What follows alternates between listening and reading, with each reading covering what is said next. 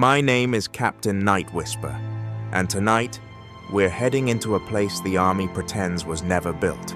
High in the northern ridge, up where the tree line ends and the sky turns thin and metallic, there was an outpost known officially as Observation Point Sierra Whistler. Just another dot on a tactical map, another weather-beaten shack meant to listen, log, report, and be ignored. But ask anyone who served there. If they're honest, they'll tell you it was wrong the moment you stepped off the transport.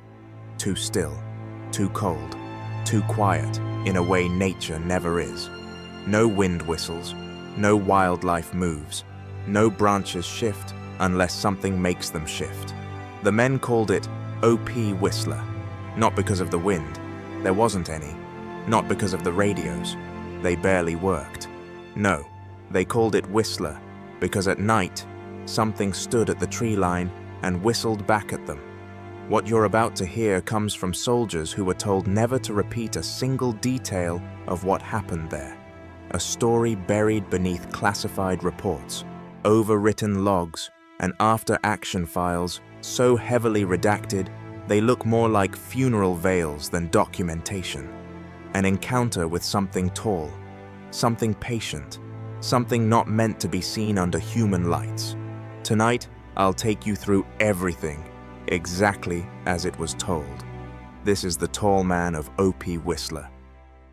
By the time the helicopter banked over the ridge and the outpost came into view, Specialist Mark Henley had already decided he didn't like the place. It sat on a scraped flat shelf of rock halfway up a mountain, a cluster of plywood and metal half buried in snow. A chain-link fence, half collapsed in places, ringed a handful of small buildings and a single tall antenna that looked like it was trying to claw its way out of the sky. The whole installation seemed temporary, improvised, like someone had tried to build a listening post in a hurry and then thought better of it. The Chinook's landing gear hit the pad with a bone-jarring thump. As the ramp dropped, a blade of freezing air cut straight through Henley's jacket and into his lungs. The world outside was all white and grey, sky and rock blending together until the horizon disappeared. Two soldiers stood waiting near the pad, their uniforms the same dirty color as the snow.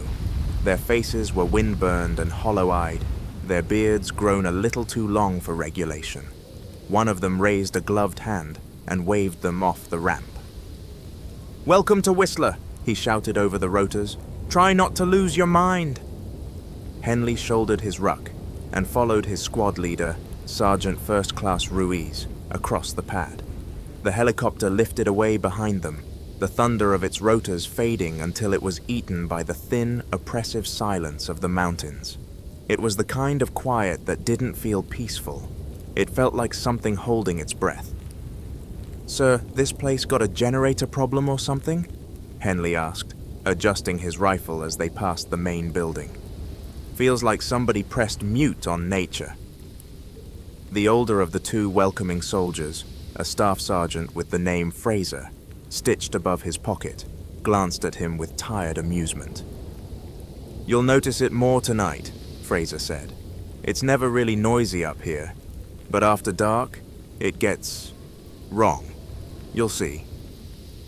Inside the main hut, the air smelled like stale coffee, wet wool, and old dust. A battered metal heater hummed in the corner, radiating just enough warmth to be irritating without actually making anyone comfortable. A radio rack took up one wall, its screens glowing a dull green. A whiteboard listed duty rosters, call signs, and frequencies in blocky handwriting. OP Sierra Whistler, the board read at the top. Underneath, someone had crossed out Sierra with a thick black line and written just OP Whistler. Henley dropped his gear in the corner and took it all in. 6 soldiers total, including his own team. 1 outpost commander, a lieutenant who already looked like he regretted every life choice that had brought him here. A medic, a radio operator, a couple of riflemen. Not much of a garrison for a place perched this high and this exposed. "What's our mission profile?" Ruiz asked, stepping up beside the whiteboard. The lieutenant, Barlow, cleared his throat and gestured toward the antenna outside. "Primary tasking is signals," he said. "We monitor radio traffic in the valley, relay intel, and log anything weird on the spectrum. Secondary is visual observation. We've got thermal and NV coverage of the tree line and the approaches. We're here to listen and watch, not to start fights." Henley frowned. "Listen for what?" Barlow hesitated a fraction of a second. It was the kind of pause that meant there was an answer he'd been told not to give. "Insurgent movement," he said finally. "Smugglers, cross-border traffic, all the usual." Fraser snorted softly from the heater. "And other things," he muttered. Ruiz turned. "What other things?" Fraser met his eyes for half a beat, then looked away. "You'll get the safety brief at 1800, he said. "Try to get some food and sleep before then. Nights run long up here." Henley unpacked in a narrow bunk room that smelled like old socks and damp insulation. 4 cots, 2 footlockers, 1 tiny window that showed nothing but white glare and black timberline. On the wall above his bed, someone had scratched a rough carving into the plywood, a stick figure with legs too long for its body, its head almost brushing the ceiling. Beneath it, in shaky letters, someone had written, "He watches from the trees." Henley stared at it for a long moment, then shrugged it off as bored soldier graffiti. Still, when he finally lay down and closed his eyes, the silence outside the walls felt like it was leaning in, listening for his heartbeat. He slept in short, shallow bursts until someone shook his shoulder for the evening brief. The safety brief took place around a table that had seen better decades.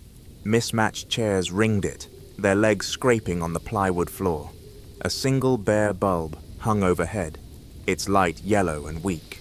The heater rattled in the corner like it was developing a cough. Lieutenant Barlow stood at the front with a clipboard he clearly didn't need.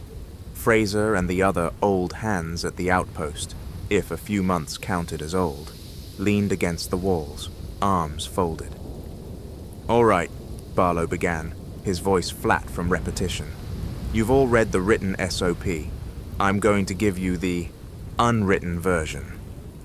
Henley glanced at Ruiz. Unwritten SOPs were rarely good news. "First," Barlow said, "no one goes outside the wire alone at night. Ever. I don't care if it's 10 meters to take a leak. You go in pairs or you hold it. Second, we maintain 360 visual and thermal coverage on the tree line from 1600 until first light. No exceptions. Third, and this is the one everyone loves." He paused, tongue running over his teeth, searching for the right words. "If you hear whistling," he said, "you do not respond. You do not talk about it on the radio. You do not go looking for it. You log the time, the direction you think it came from, and you keep your ass inside." Someone at the far end of the table snorted. "Sir, with respect," one of Henley's team, PFC Jackson, said, "whistling could mean local movement. Herdsmen, smugglers, kids, whatever. Why would we not—" "Because it never comes with heat signatures," Fraser cut in, his voice low. "And it never shows up on NV. And it always comes from the same spot in the tree line, even when there's a foot of fresh snow and no tracks the next day." The room went quiet. Henley felt a cold prickle crawl up the back of his neck. He'd expected the usual ghost story junk. You know, don't look in the mirror at 3 a.m., haha. But Fraser wasn't joking. The muscles in his jaw were bunched tight. "Look," Barlow said, pinching the bridge of his nose. "About 6 months ago, we started logging anomalous audio events from the south tree line. The first squad up here did what we'd all do. They tried to investigate. They burned time and energy chasing nothing. We got chewed out by Hire for letting them waste resources, hunting ghosts instead of watching the valley."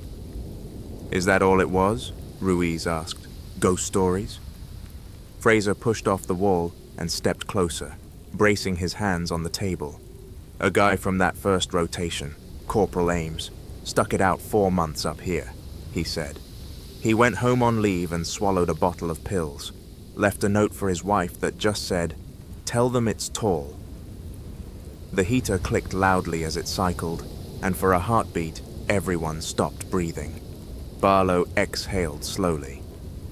"Medical wrote it up as combat stress," he said. "But I've read his logs, night after night of the same thing. Whistle at 0213. No movement on thermal. No tracks in the morning. It started as curiosity, then irritation, then fixation." Jackson shifted uneasily. "Maybe he was just fragile." "Maybe," Fraser said. "Or maybe he stared at that tree line for so many hours he started seeing what was really there." Henley frowned. "Has anyone actually seen anything?" "Yes," Fraser said. "But that's a story for later. Right now, you need to know the rules." He ticked them off on his fingers. "Don't go out alone after dark. Don't stare at the trees longer than you have to. Don't whistle, even as a joke. And if you think you see something too big to be a person standing just inside the timberline..." He let the sentence hang. "You log it," Barlow finished. "You call it in as anomalous visual contact.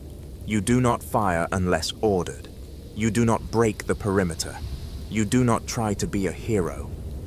"Has anyone ever fired on it?" Ruiz asked. Barlow's jaw tightened. "Not on my rotation," he said. Which wasn't quite a no. The brief wrapped with standard radio checks and duty assignments. Henley got first watch on the south-facing tower after midnight. Of course. As he climbed the ladder later, NVGs bouncing against his chest, he told himself the stories were just a way to haze new arrivals. A creepy campfire tradition for a lonely outpost. But when he stepped out onto the narrow platform at the top, and the wind knifed across his face, he realized something. There was no wind, just a dead, heavy stillness pressing down on the mountain. The kind of silence that made your own breath sound too loud in your ears, like you were disturbing something that wanted you to be quiet. Henley settled behind the scope, adjusted the thermal, and fixed his eyes on the dark smear of trees below. "You'll notice it more tonight," Fraser had said. He was right. For the first hour, nothing happened. Henley scanned by the book, slow overlapping sweeps, never lingering too long on one spot. The HUD inside the thermal scope painted the world in shades of ghostly white and black. Rocks glowed faintly with the day's borrowed heat. The outpost buildings showed up as bright blocks. The trees at the edge of the forest were a jagged teeth line of cooler gray. No animals, no people, no vehicles, nothing. He checked the time. 0111. "Tower 2, this is TOC. Status?" Barlow's voice crackled in his earpiece, compressed and flat. "Tower 2, all quiet," Henley replied. "Visual and thermal clear. No movement in the valley, no contacts at the tree line." "Copy. Log it." He jotted the time and status in the battered notebook tied to the rail, his handwriting a little messier with the cold. His fingers ached. His nose had gone numb 10 minutes after he stepped out. He told himself not to think about CO.AG, not to think about the note that had just said, "It's tall." Minutes stretched. The silence thickened. Occasionally the heater fan in the main hut kicked on and off, a distant mechanical wheeze. The radio hissed softly with background static. At 0209, his eyes started playing tricks. On one pass, a particular cluster of trees would look normal, just trunks and branches and shadow. On the next, one of the vertical shapes would seem straighter, more defined, like a figure standing very still among the irregular lines. He'd blink, refocus, and it would be gone. "Gotta stop staring at the same damn patch," he muttered to himself, rolling his shoulders to keep the blood moving. He checked the clock, then the tree line, then the clock again, as if watching the numbers would somehow change what was coming. Time, up here, didn't tick so much as jump.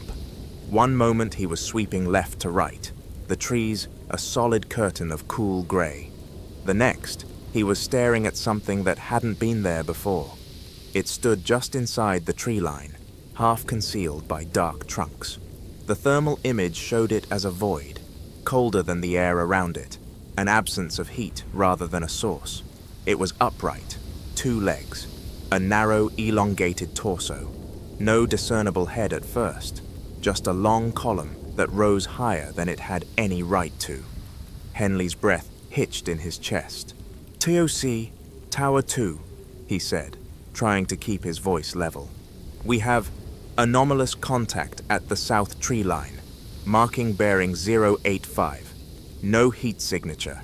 Repeat, no heat. Size?" He swallowed.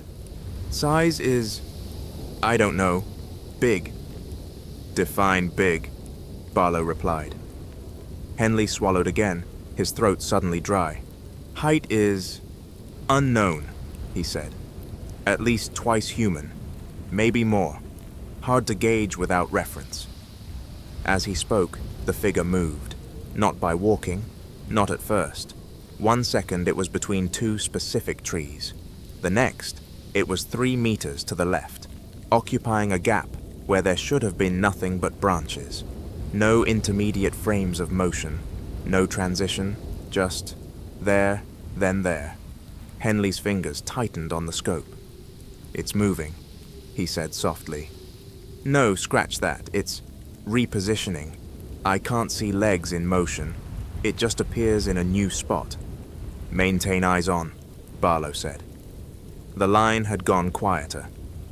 "Do not engage. Logging anomalous. Any visual on NV?" Henley flipped the NVGs down with a clack and peered out into the dark with his naked eyes. The forest was a jagged black cutout against the sky. His breath smoked faintly in front of him. Trees, snow, shadow, nothing else. "I've got nothing on night vision," he said. "Thermal contact only. Or anti-contact, I guess. It's colder than its surroundings." On the scope, the figure shifted again, closer to the edge of the trees now. He could almost make out the suggestion of arms hanging too far down its sides. Something like a head, too high up. A thin, clear note rose through the air. Henley flinched. It wasn't in his headset. It was outside, carried through the stillness like a single strand of sound, a whistle. Not a tune he recognized, just a slow, rising line of notes that never quite resolved into a melody. It cut directly through the layers of clothing, through the bone, straight into something older and more instinctive than training. His hand tightened on the radio. "TOC, be advised, I'm hearing Tower 2, Barlow cut in sharply. "We have your bearing. You are to log audio anomalous only. Say again, do not respond to whistling. Maintain observation." The sound drifted on for a few seconds, then stopped as abruptly as if someone had pressed pause on a recording. On the scope, the figure simply wasn't there anymore. No movement, no retreat into the trees. One frame present, next frame gone. Henley stared at the empty patch of forest, heart pounding now, in a way cold wind couldn't explain. "Contact lost," he said quietly. "Tree line clear. Logging time and bearing." He wrote the numbers with careful, deliberate strokes, so he wouldn't see his own hand shaking. 0213, he wrote. "South tree line, anomalous shape, no heat, whistle." Later, when his shift ended and Jackson relieved him, Henley climbed down the ladder on rubbery legs. Inside, the heater's wheeze sounded almost comforting. Fraser looked up from his bunk as Henley came in. "You heard it, didn't you?" he asked. Henley didn't answer right away. He just sat on the edge of his bed, unfastening his gloves one finger at a time. "It was tall," he said finally. Fraser nodded, eyes gone distant. "They always are," he said. Sleep didn't come easily after that. Henley lay on his cot, listening to the outpost creak and settle around him. Every click of the heater, every faint groan of the wooden walls sounded too much like a footstep just outside. When he finally drifted off, his dreams were crowded with tall silhouettes, half hidden among trees. By late morning, he'd had enough of lying still. He found Fraser in the cramped operations room, hunched over a mug of coffee that looked more like oil. Outside, grey daylight leaked through the frosted windows. "You've been here longest," Henley said, dropping into a chair beside him. "Tell me there's a rational explanation for last night." Fraser didn't look at him. He stared at the radio rack like he expected it to bite. "You want rational," he said. "You volunteered for the wrong line of work."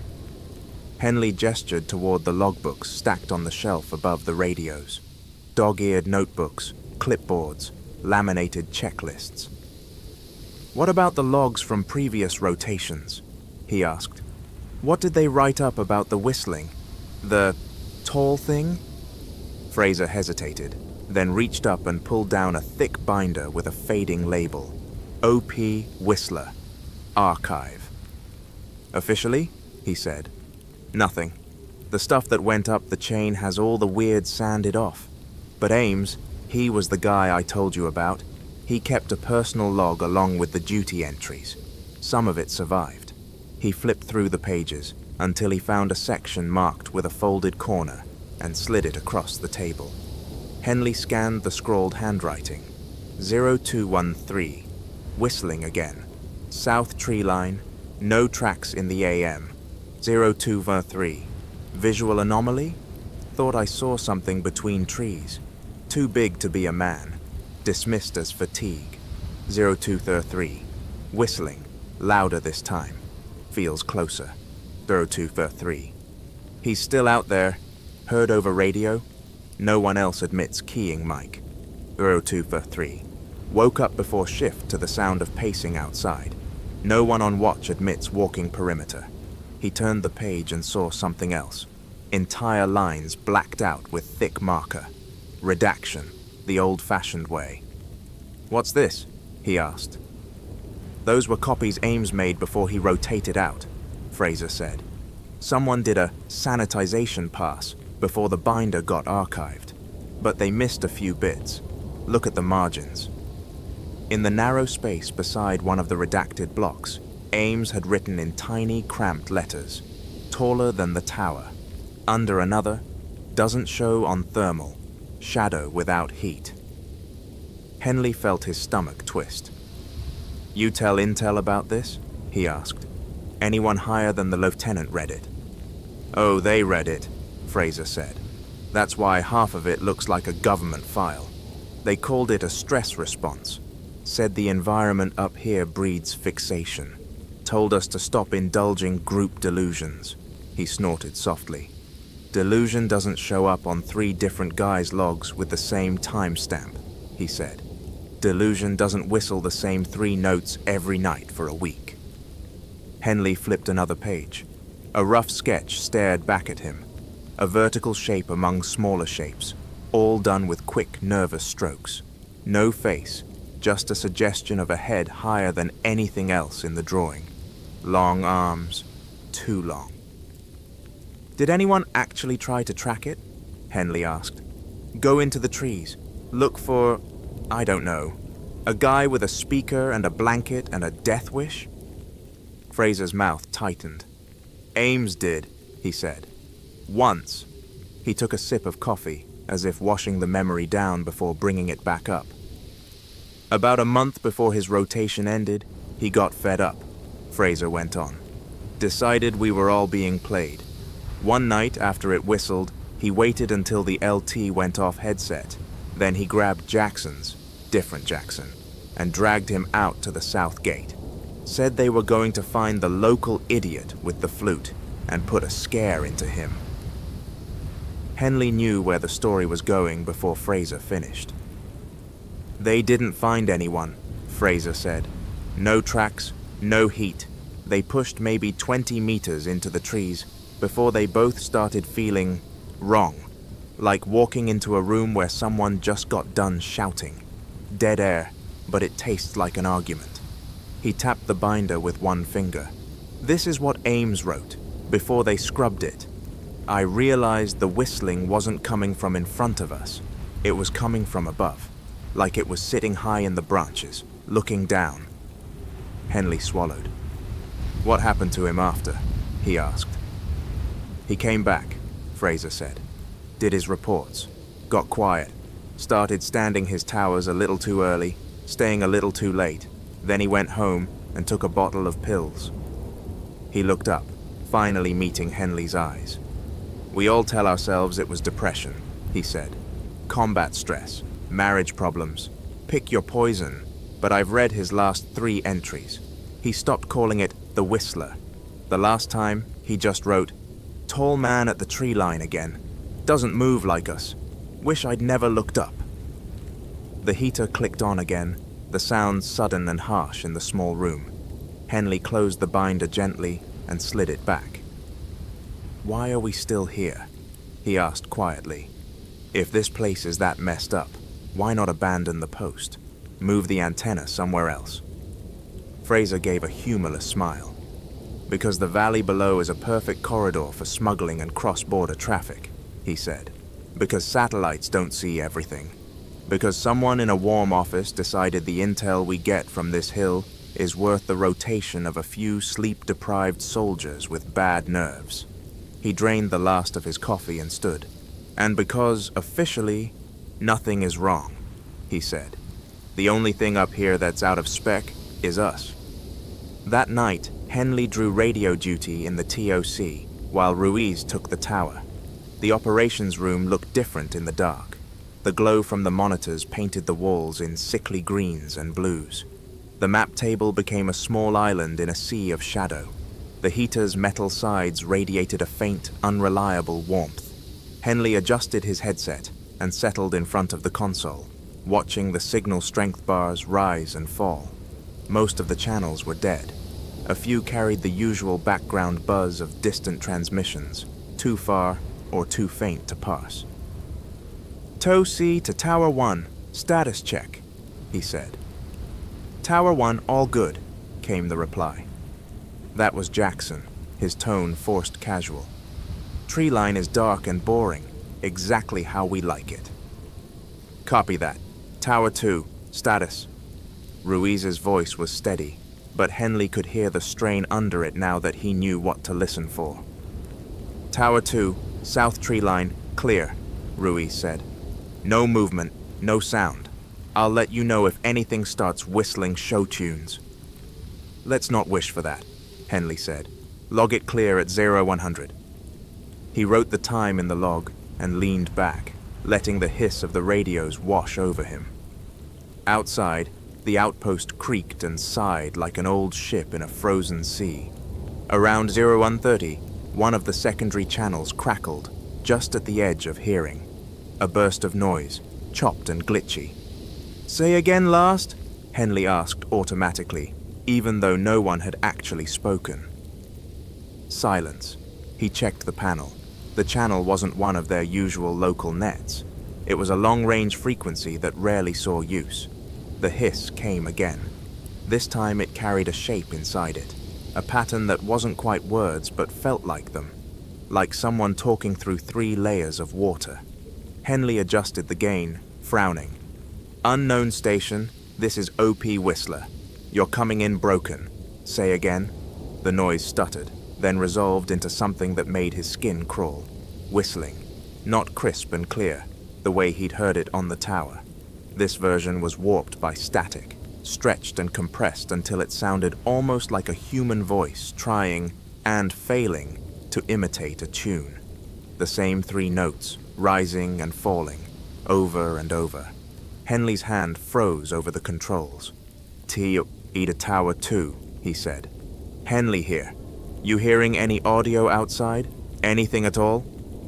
"Negative," Ruiz replied. "It's dead calm out here. Why?" Henley swallowed. "Nothing you need to worry about," he said. "Just checking." The whistling on the channel cut off mid-note, like a hand had smacked the mute button. For a moment, there was nothing but the low rush of static. Then, very faintly, a voice spoke. It wasn't Ruiz. It wasn't Jackson. It wasn't anyone on his roster. It crackled and warped, but he could make out the cadence, slow, measured, almost amused. "Why, did you come back?" The hair on Henley's arms stood up. He flicked to their internal net. "All stations, this is TOC," he said, throat dry. "Radio check. Sound off." Voices came back one by one. Ruiz, Jackson, Fraser, the medic, Barlow, all human, all accounted for. He flipped to the anomalous channel again. "Unknown station, identify," he said, injecting as much command presence into his voice as he could. "You are transmitting on a monitored frequency. Identify yourself." The only reply was a long, slow exhale of static that sounded too much like someone breathing into a mic. Then the line went dead. Henley logged the time and the details with the same quiet precision he'd used for ammo counts and patrol returns. 0137. Unauthenticated transmission on 387. Possible interference. Audio resembled whistling pattern. Short voice fragment. "Why did you come back? No friendly stations missing. Logged and monitored." He considered flagging it to Barlow immediately, but something in him hesitated. It wasn't fear exactly, more like the sense that saying it out loud would make it more real. Instead, he copied the entry into his personal notebook, underlining the phrase in red. "Why did you come back?" When his shift ended and he stepped outside, the sky was a bowl of stars, brutally clear in the cold. The tree line sat in silent black ranks below. Henley looked at it for as little time as possible before going back inside. The storm rolled in on the third day. It started as a smudge on the horizon, a gray smear creeping along the ridgeline. By midday, the wind had picked up, carrying fine, stinging snow that scoured exposed skin. The world shrank to the outpost, and a few meters beyond its fence. The valley below vanished behind a moving wall of white. "Congratulations," Barlow said dryly as they huddled in the mess area. "You're now part of a fully isolated, self-sustaining ecosystem of misery." They laughed, because not laughing would have felt too much like despair. Exterior checks were reduced to the minimum. Tower duty rotated faster to keep frostbite at bay. The antenna needed de-icing every few hours, a job no one volunteered for. The storm finally broke just before dawn on the fourth day. When the clouds thinned and the light crept back, the world looked scrubbed raw. Fresh snow lay smooth over every surface, unbroken and pristine. "Perfect time for prints," Fraser said, squinting through the window. "If anything came close last night, we'll see it." "Assuming it leaves tracks," Henley muttered. They geared up and stepped outside as a group, the air razor-sharp in their lungs. The sky was a hard, high blue. Every sound seemed too loud in the new clarity. They started with the perimeter, walking the inside of the fence line in a slow, methodical circle. Boot prints from their own movements crunched into the fresh crust. Nothing else. No animal spoor. No stray tracks from local civilians. "Looks clean," Ruiz said. "Maybe the tall guy took a snow day." Henley didn't answer. His eyes kept drifting toward the south tree line, its dark edge now etched with brutal clarity against the white. "Let's check the approach," Fraser said, "just to be sure." They moved toward the path that wound down from the outpost toward the forest. It was a narrow cut between drifts, a natural funnel anyone, or anything, would need to use to get close. About 30 meters down, Jackson stopped so abruptly, the man behind him bumped into his back. Jackson said. "You guys, seeing this?" At first, Henley thought he was pointing at rocks. Dark shapes protruded from the snow in a staggered line, each about 3 feet long.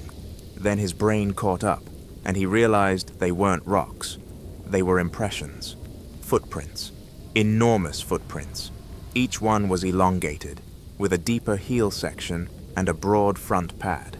The snow had compacted hard under whatever weight had pressed it down. The stride between them was easily 2 meters. "Jesus," someone whispered. Fraser crouched beside one of the prints, gloved hand hovering over it without quite touching. "Not tire tracks," he said. "No tread pattern, no drag marks. These are steps." "Could they be, I don't know, some kind of snowshoe?" Jackson asked weakly. "On a biped with legs 8 feet long?" Ruiz said. "Sure, why not? Maybe Bigfoot's training for a marathon." The prints led up from the tree line, straight toward the outpost. They stopped 10 meters from the fence, pacing along it in a slow, deliberate arc. Here and there a print was deeper, as if it had paused longer in one spot. "Like it was walking the perimeter," Henley said quietly, "checking for weak points." No one contradicted him. Then, just as suddenly as they'd started, the prints turned back toward the trees. There were no signs of hesitation, no variation in stride length. Whatever had made them had moved with impossible confidence over steep, uneven ground. "Any tracks near the towers?" Barlow asked. They swept the area twice, nothing closer than those 10 meters. "Okay," the lieutenant said, voice tight. "We document, we log, and we maintain routine. Photos, measurements, then back inside." Henley pulled out the digital camera and forced his hands not to shake as he snapped shots from every angle. The lenses of the trees stared back at him from beyond the prints, black and watchful. Back in the TOC, they pushed the images onto the system and watched them come up on the screen. Out of context, they looked almost fake, CGI mock-ups from a low-budget monster movie. "No way Hire's going to take this at face value," Ruiz said. "They won't have to," Barlow said. "By the time it goes up 3 levels, those prints will belong to an unknown tracked vehicle, and we'll be reminded to calibrate our measuring equipment." "That doesn't change the fact they were there," Henley said. Barlow met his eyes, and for once, didn't look away. "No," he said, "it doesn't." That night, when Henley took at his tower shift, he couldn't stop picturing those prints in the snow. How close they'd come, how deliberate they'd been, and how nothing in the logs, nothing in any manual he'd ever read, had prepared him for the feeling that something very large and very patient had walked right up to the edge of their little fortress, studied it, and then gone back to the trees to think. It happened on the 7th night. The day had been uneventful in the way that made everyone more nervous, not less. No weird radio traffic, no glimpses of tall shapes on thermal, no whistling at the usual time. "It's like it knows we're watching harder now," Fraser said over dinner, poking at his reconstituted stew. "Or it got bored and moved on," Jackson offered hopefully. No one believed that, not really.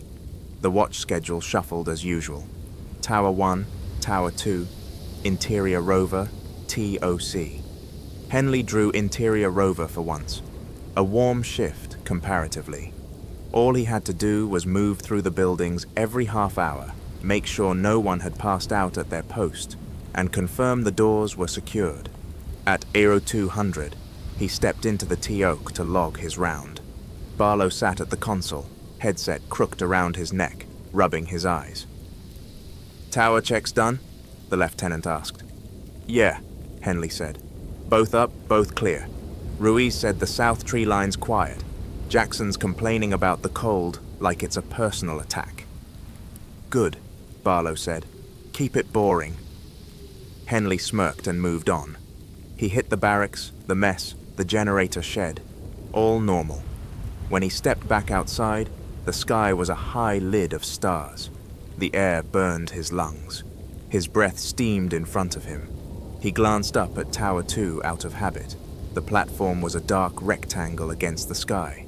Empty. Henley blinked, heart giving a strange lurch. Maybe Ruiz was just silhouetted against something, blending in. Maybe...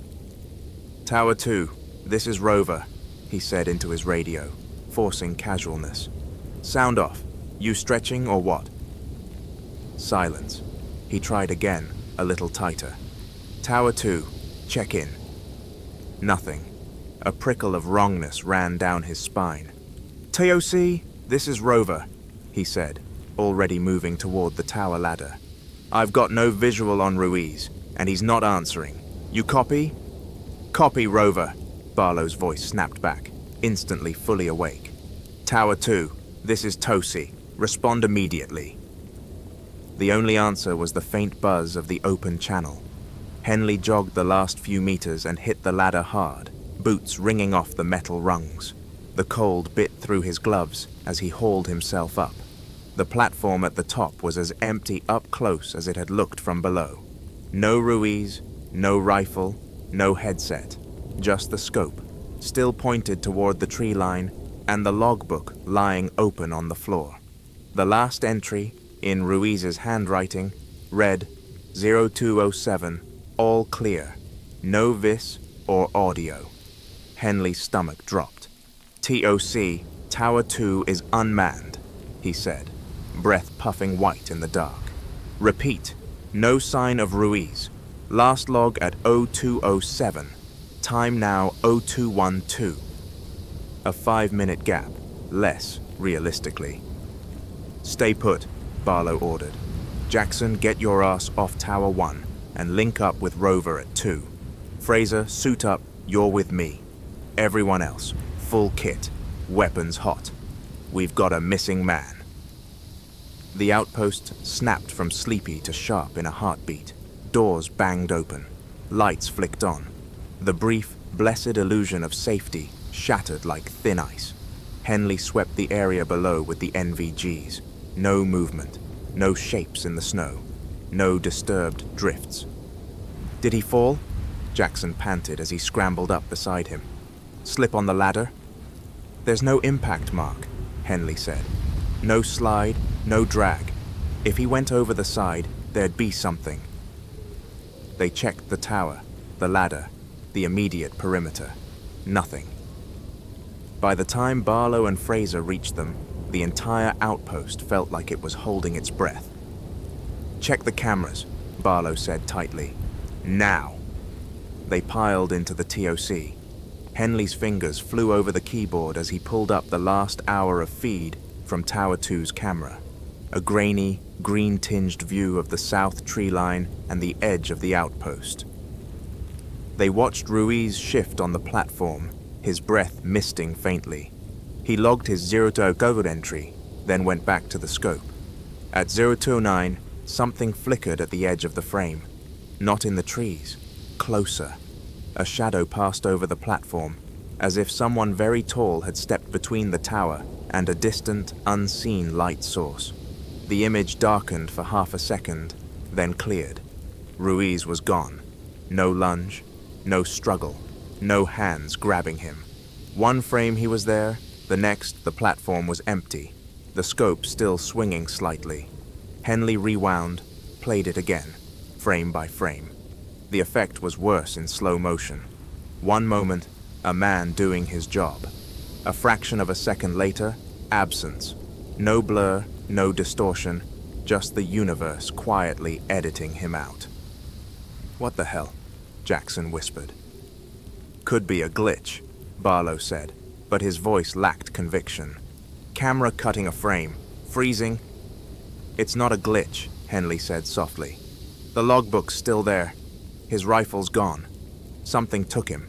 Fast." Fraser's gaze flicked to the screen, then to the window, where the tree line loomed unseen beyond the wall.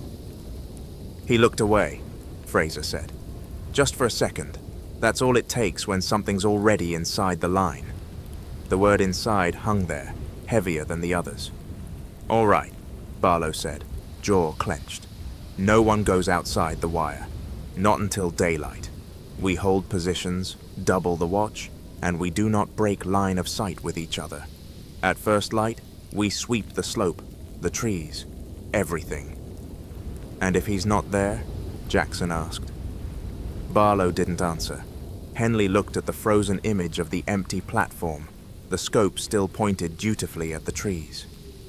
For the first time, he understood, not intellectually but viscerally, why a man like Ames might go home and decide he'd seen enough of the world.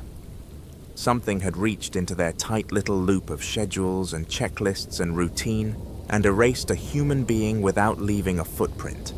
At least, not one they could see. Yet. They didn't find Ruiz in the morning. They swept the slope below the tower, the line of trees, and the shallow gully that ran along the base of the outpost. No prints, no drag marks, no dropped gear. The fresh snow from the storm still lay smooth and mostly undisturbed. Mostly. "Here," Jackson said, his voice thin. 20 meters from the south fence, half hidden in a drift, they found a single print. Not human, not even close. One of the massive, elongated impressions they'd seen before, its edges crisp in the cold.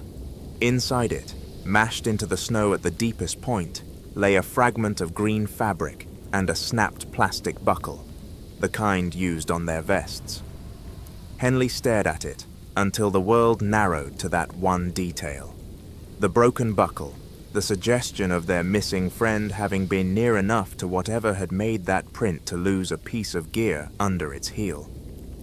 "Bag it," Barlow said. His voice had gone very quiet. "Log it, then we go back inside."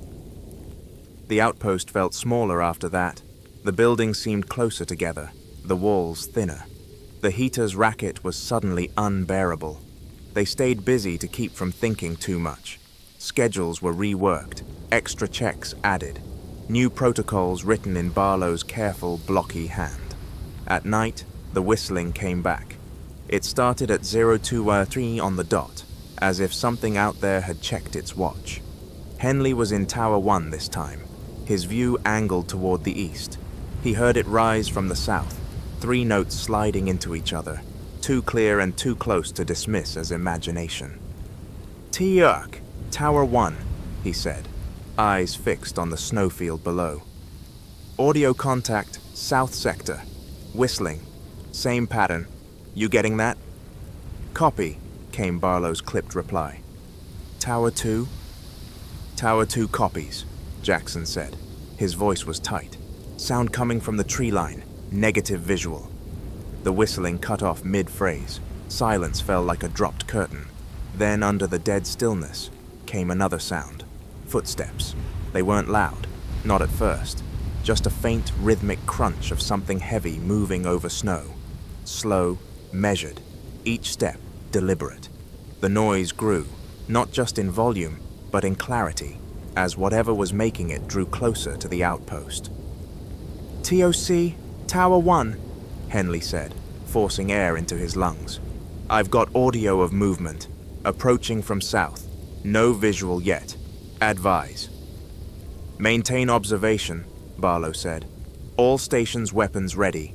No one fires without PID and a clear order. We don't know what happens if we piss it off." Too late, Henley thought, but he didn't say it. The footsteps stopped. For a moment, everything was so quiet he could hear his own pulse in his ears.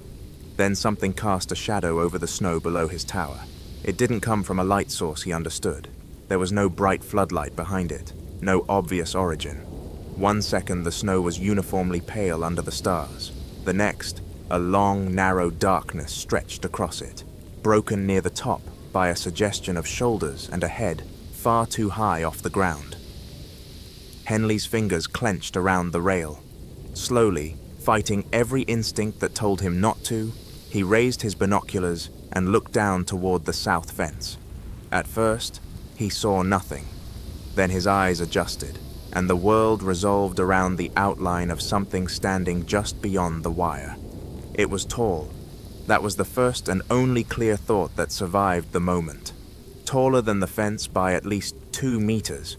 Tall enough that its head and upper torso were lost in the deeper black above the line of the floodlight's reach.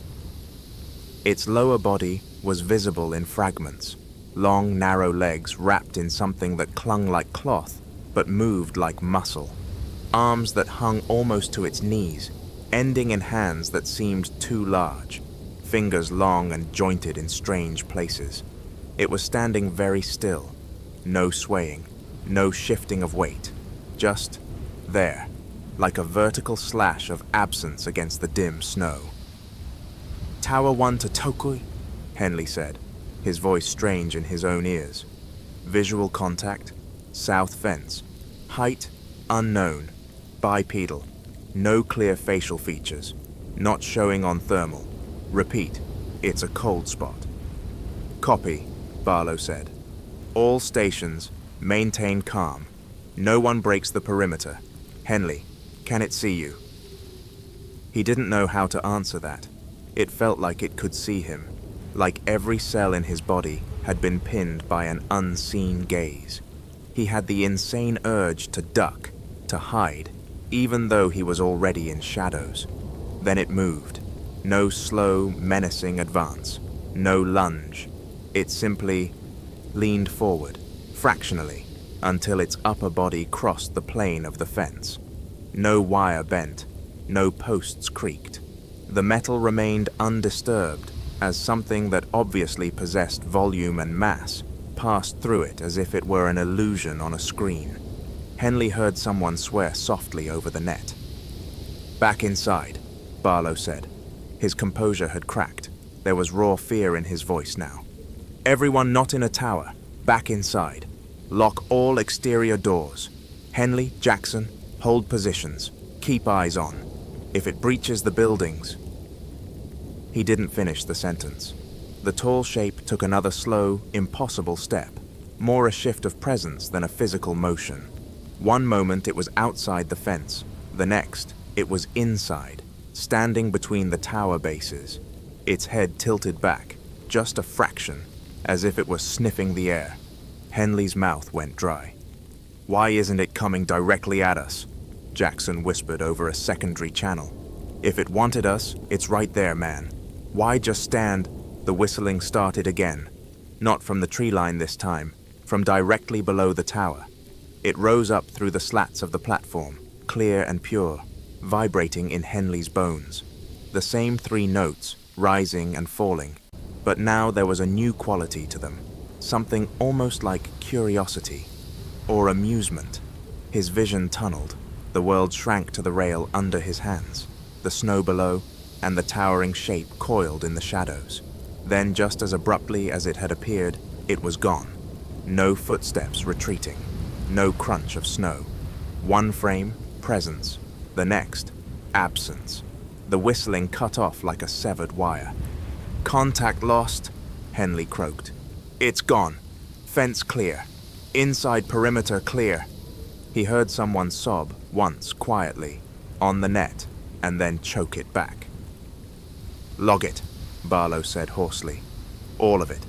Time, position, duration, everything. And no one leaves the building until dawn. That's an order." Henley wrote until his hand cramped. Later, when he finally stumbled back to his bunk, he lay awake staring at the rough carving on the wall above him. Those 2 long legs, that featureless head. Someone had seen this before, long enough ago to scratch it into the wood. Long enough to know what mattered most wasn't the details of its face. It was the height. The order came the next afternoon. They were halfway through a resupply inventory when the radio crackled on an encrypted channel Henley had never heard used before. The voice on the other end was calm, clipped, and unfamiliar. "Observation Point Sierra Whistler, this is Control," it said. "Authenticate." Barlow went through the challenge response with the mechanical precision of someone who'd practiced it 100 times and never expected to use it. "Control, this is Whistler Actual," he said when they were done. "We read you. Go ahead." "Whistler, your station is being downgraded," the voice said. "Effective immediately, you are to prepare for full evacuation at 0600 tomorrow. A bird will be inbound at that time for personnel and essential equipment." The room went still. "Evacuation?" Barlow repeated. "Sir, with respect, we weren't notified of any drawdown. We're monitoring active corridors here. We've had... Your logs have been received and reviewed," the voice said smoothly. "Hire has decided your current position is no longer ideal for ongoing operations. You will secure all classified materials, pack personal effects, and stand by for extraction. Copy? Barlow hesitated. Copy, he said finally. What about the Whistler? The voice interrupted, a hair sharper. You will not transmit further references to anomalous activity over unclassified or semi-classified channels. This is now a compartmentalized matter. You will maintain routine until exfil. Understood? A sick electric silence spread through the room. Understood, Barlow said. The line went dead. Well, Fraser said after a moment, forcing a chuckle that didn't reach his eyes. Good news, boys. We get to leave the haunted hilltop. Tomorrow morning, Henley said. We still have tonight. The words hung there like a bad omen. Preparation helped. They packed crates, secured data drives, dismantled non-essential gear. Anything that required focus and hands-on objects was a relief. The routine of movement, the familiar dance of disassembly and packing, pushed back the memory of what had stood at their fence the night before. But as the sun slid behind the ridge and the sky turned from steel to black, the fragile sense of safety frayed. Same watch schedule? Jackson asked quietly as they geared up. For now, Barlow said, we can't just button up and pretend we don't exist. Not until the bird is on the pad. He looked at each of them in turn. We keep our heads, he said. We follow SOP. We do not engage unless there is no other option. We're almost out. Don't let your brains explode on the 1-yard line. Henley wanted to believe him. He took Tower 1 again. It felt fitting, like finishing what he'd started when he first laid eyes on the tree line. The night was bone cold and still, the stars knife sharp. For an hour, nothing happened. No whistling, no footsteps, no shadows misplaced. He started to let himself imagine the morning, the roar of rotors, the sickening but welcome drop of his stomach as the outpost shrank beneath them. The idea of leaving this hill behind forever. At Euro 200, the channel Henley had marked as anomalous flicked on. No hiss, no build-up. Just a click, like someone unmuting a mic.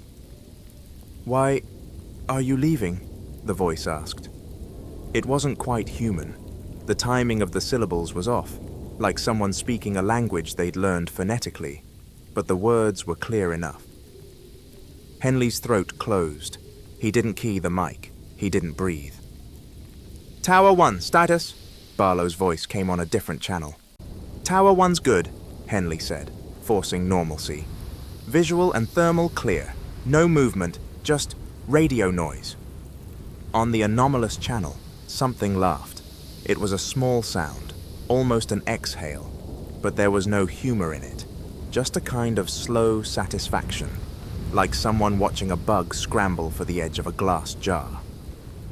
You can't, the voice said. Henley snapped the volume down and gripped the rail until his knuckles hurt. Control can order whatever it wants, he muttered to the darkness. We're leaving. One more sunrise. That's all we need. The mountain didn't answer. At 0233, right on schedule, the whistling began. It came from everywhere at once, above, below, inside his skull. The notes were the same, but there was a new weight to them, a dragging pull that made his eyelids heavy and his thoughts swim. Tosi, Tower 1, he said through gritted teeth. Hearing whistling, stronger than before. You guys... His words slurred. For a heartbeat, he felt as if he were standing at the bottom of a deep pool, sound and light bending strangely around him. His grip on the rail loosened. His knees buckled. A hand slapped his shoulder, hard. Henley! Jackson's voice snapped into focus. Stay with me, man. He blinked. He was on his knees on the platform, the wind again sharp in his lungs. Jackson knelt beside him, eyes wide. You started leaning forward, Jackson said. Like you were sleepwalking. Scared the crap out of me. You hearing it too? Henley swallowed. Yeah, he said. I think it's trying a new trick. They stayed shoulder to shoulder after that, checking each other every few seconds, calling out small, mundane details just to keep their voices anchored in the air. North fence clear. Copy. East ridge clear. Still ugly as sin out here. Anything to keep the whistling from being the only sound. At 20, it stopped. The silence that followed felt not relieved, expectant, as if something had decided on a course of action. "Log it," Henley said. "All of it. We just have to make it to morning." He tried very hard not to look toward the fence. Just before dawn, as the sky turned the color of old bruises, he saw it anyway. Not up close this time, not at the wire. It stood at the tree line, just where forest met snow, a tall, narrow absence against the dim, lightening gray. Watching, waiting. Henley didn't raise his scope. He didn't need to. He knew in the deep animal part of his brain that it was letting them see it, that it wanted them to know it was there, that whatever came next, whether the helicopter arrived or not, they would not be leaving this mountain without its consent. The helicopter came. For a few minutes, it seemed like the universe was going to permit a clean exit after all. The Chinook's rotors were a distant rumor at first, then a rising thunder that vibrated through the hard ground. The air filled with blown snow and exhaust. The valley echoed with the familiar, comforting noise of human machinery, overwhelming the fragile silence. Henley helped haul crates to the pad, the weight a welcome distraction. Jackson cracked bad jokes about haunted hills and hazard pay. Fraser kept his back to the tree line, as if refusing to acknowledge it could still matter once the bird was here. Barlow stood by the edge of the landing zone, headset on, coordinating with the pilot. His posture was tense but hopeful. You could see the calculation in his eyes. If they hustled, they could be airborne in 15 minutes. 20, tops. 15 minutes. 10. 5. The Chinook flared, hovered, and then settled onto the pad in a wash of wind. The rear ramp dropped. Cold diesel air rushed out to meet them. And suddenly, Henley knew something was wrong. The sound was wrong. Under the roar of the rotors, the world had always carried a background hum. Wind, distant shifting snow, the creak of the buildings. Now, as the helicopter's engines peaked, there was a moment where everything else stopped. He froze with a crate halfway up the ramp, muscles locked. The whistling cut through the hurricane of noise like it wasn't there. 3 notes, rising and falling, as clear as if someone were standing right beside his ear. He turned, slowly, against every instinct. The tall man was standing at the fence. In daylight, it was worse. It had a shape now that his brain could almost, but not quite, pass. Its body was too long, proportions wrong in subtle ways that made his eyes ache. Its limbs ended in hands with too many joints. Its head was a featureless blur, like someone had smudged it out of reality with a thumb. It didn't move. It didn't need to. Every instinct in Henley screamed that if it took a single step toward them, the distance between the fence and the pad would cease to exist. "Everyone on the bird!" Barlow shouted, his voice cracking. "Now! Go! Go! Go!" They obeyed on pure training. Crates clattered. Boots hammered the metal ramp. The Chinook rocked slightly as weight shifted. Henley stumbled backward with the flow, eyes locked on the figure at the wire. For a fraction of a second, their gazes met. He couldn't see eyes, but he felt it. A pressure in the center of his skull, like a hand pressing against glass from the other side. The whistling stopped. The tall man tilted its head, fractionally, considering. Then it did something he would never be able to fully describe. It stepped, not forward, not back, but sideways through space. One moment it was at the fence. The next, it was standing halfway between the outpost and the tree line, its form blurring at the edges, like reality itself was trying and failing to fully accommodate it. The Chinook's engines surged. "Pilot lift!" Barlow yelled into his headset. "Take us up now!" "I'm trying," the pilot snapped back. "We're heavy as it is. Something's—" The bird lurched, not up, down. For a heart-stopping instant, The whole helicopter seemed to sag toward the ground, as if the mountain had developed a gravity all its own. Henley gasped as his stomach jumped into his throat.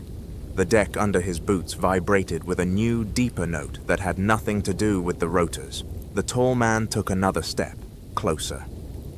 Every step it took seemed to bend the air around it, like heat shimmer over asphalt, but in reverse. Cold warping the world instead of heat. "Jettison cargo!" Barlow screamed. "Dump it! Dump everything that's not breathing!" They did. Crates that had taken hours to pack went tumbling off the ramp, smashing into the pad below. Gear scattered across the snow in a chaotic spray. With each crate lost, the Chinook clawed a little higher. The tall man stopped. It stood now almost directly below them, a dark, impossible smear against the white. From this angle, its height was obscene, its head nearly level with the ramp. Henley found himself at the edge, staring down. He knew he should move back, hold on to something, do anything other than what he was doing. He didn't move. The tall man raised one long hand. The wind died. For a heartbeat, in the eye of the rotor storm, there was absolute stillness. Then it reached up. Its hand did not touch the helicopter, did not close around the ramp or the landing gear. It stopped a few inches short, fingers spread wide. Henley felt a pressure wrap around his chest.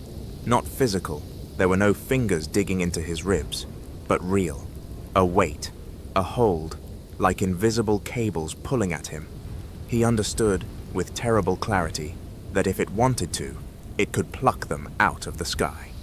Please, he thought, without meaning to. The tall man tilted its head again, considering. The whistling rose, thread thin under the rotors. 3 notes, almost, questioning. Then slowly, it lowered its hand. The pressure snapped like a broken rope. The helicopter surged upward, rotors biting hard into the air. The pad shrank below them. The outpost became a scattering of rectangles on the white. The fence became a faint line. The tall man dwindled to a dark pinprick among trees. Henley sagged against the ramp, lungs burning as if he'd been underwater. "Altitude 500 and climbing," the pilot said, voice shaking with adrenaline. "We're clear of the ridge. Whatever that was, it's behind us now." No one answered. They sat in a stunned, shaking silence, the inside of the Chinook suddenly feeling both too small and not nearly enclosed enough. Henley stared at the receding mountain through the open ramp until it vanished into cloud. Only then did he realize his cheeks were wet. He hadn't noticed himself start to cry. They tell this story quietly, not in official debriefings where words like unknown interference and equipment anomaly do the heavy lifting, not in therapy sessions where it's easier to talk about roadside bombs and firefights than a tall shadow that decided, for reasons no one understands, to let a helicopter full of men live. They tell it in cheap bars near bases when the music's too loud and the lights are too dim, and someone says, "You ever see anything you know damn well you weren't supposed to?" They call it a ghost story, a weird one, a bad one, but they never quite manage to laugh when they say its name, the tall man of O.P. Whistler. Officially, the outpost was closed due to strategic realignment. Budget, weather, resource allocation, pick your bureaucratic excuse. The antenna was relocated. The hill was left to the snow and the trees and whatever else had been there long before a Chinook dropped 6 men onto it with a case of MREs and a stack of procedures. Unofficially, every so often, a signal tech at some faraway station sees a blip on a spectrum they've been told to ignore. A whisper of audio that isn't quite static. 3 notes, rising and falling, too clean to be random. Every so often, a new lieutenant reads an old, heavily redacted log and feels something cold crawl up his spine when he sees the same timestamp repeated over and over. 0213, South Tree Line, anomalous audio, no visual, no heat, and every so often, one of the men who was there wakes up at exactly that time, heart pounding, with the sensation that something very tall is standing just outside his bedroom window. Not tapping, not scratching, not rattling the glass, just watching. We like to believe we own the high ground, that if we can put a flag on a ridge and a radio mast in the sky, the land becomes ours. We draw lines on maps and call them borders. We build bases and outposts and listening posts and call it control. But there are places in this world where the ground itself remembers older tenants, where the silence is not empty, it's occupied, where the dark between the trees is not just darkness, but room for something very tall to stand without being seen. Maybe the tall man of O.P. Whistler is the only one of its kind, a solitary predator in a very specific valley. Or maybe it's just one of many, each haunting its own forgotten hilltop, its own thin place where our world and whatever came before it overlap for a few meters of snow and wire. You don't have to believe this story. You can call it exaggeration, misinterpretation, the trauma-drunk recollection of men who spent too many nights staring at the same patch of trees. You can tell yourself that cameras glitch and radios pick up stray signals and footprints in the snow can be faked. But the next time you find yourself somewhere very quiet, too quiet, take a moment. Listen. If you hear 3 notes, soft and slow, rising out of the stillness from somewhere you can't quite pinpoint, don't whistle back. Don't go to the window. And whatever you do, don't look up at the tree line for too long. My name is Captain Nightwhisper. Thank you for walking into the dark with me tonight. Some stories aren't told because they're untrue. Some stories aren't told because the people who lived them are still afraid the thing that watched them once might still be listening. Sleep well, if you can.